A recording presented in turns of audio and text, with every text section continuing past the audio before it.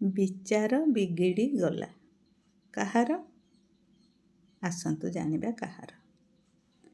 ଧାରାଶିରା ବଣ ମାସ ଶେଷ ରବିବାର ନିଧିବୁଢ଼ା ବାରିପଟେ ପଡ଼ିଛି ବିଚାର।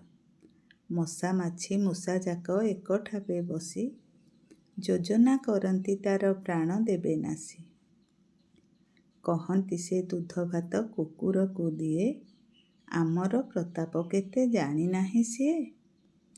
ନିଶକୁ ଫୁଲାଇ ମୂଷା ଦୁଇ ଗୋଡ଼ ଟେକି, କହେ ଆଗ ନିଧିଆର ଚୁଟି ଦେବି କାଟି। ମାଟିରେ ଯତନୀ ବୁଢ଼ା କରିଅଛି ଘର, ଗାତ ଖୋଳି କରିଦେବି ସବୁ ନାର ଖାର। କୋଳଥ ମାଣ୍ଡିଆ ଧାନ ସବୁ ନେବି ଲୁଟି, ଲୁଗା ଜାମା ନଥିପତ୍ର ଦେବି କାଟି କୁଟି।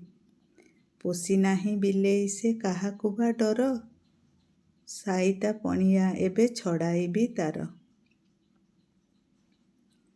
ମୂଷା କଥା ଶୁଣି ମଶା ଟେକିଲା ତା ମୁଣ୍ଡ, ଆସନରୁ ଉଠି କହେ ଦେଖ ମୋର ଶୁଣ୍ଢ। ଏଥିରେ ଆଣିବି ବାତ ମେଲେରିଆ ଜର, ଛାଡ଼ିବି ଦେହରେ ତାର ହେବ ହରବର।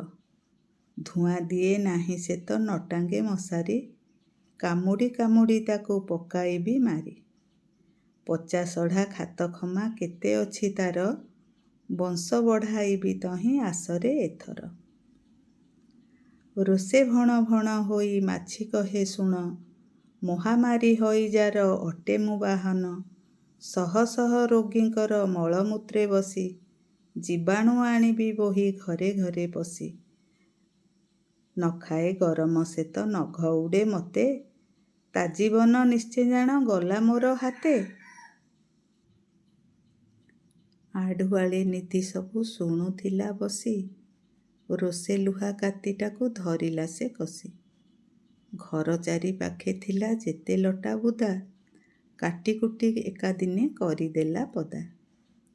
ସଫା କଲା ଖତଗଦା ଖାତ ଦେଲା ପୋତି, ଖଟରେ ମଶାରୀ ଟାଣି ଶୋଇଲା ସେ ନିତି।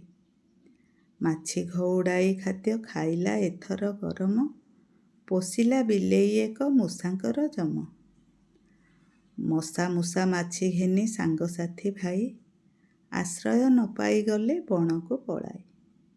ସାଙ୍ଗମାନେ, 70 ଦଶକରେ ତୃତୀୟ ଶ୍ରେଣୀ ବହିରେ ଆମେ ଏହି କବିତାଟି ପଢ଼ିଥିଲେ। ଶ୍ରାବଣ ମାସରେ ନିଧିବୁଢ଼ା କିପରି ତା ବାରି ଘର ସବୁ ସଫା କରି ପରିଷ୍କାର କରିଥିଲା, ପରିବେଶକୁ ପରିଷ୍କାର କରିଥିଲା, ସେଇ କଥାକୁ ଆଜି ଆମେ ମନେ ପକାଇ ଆମ ଘର ଆଉ ବାହାର ସବୁ ଆମେ ପରିଷ୍କାର କରିବା, ପରିବେଶକୁ ସୁରକ୍ଷିତ ରଖିବା।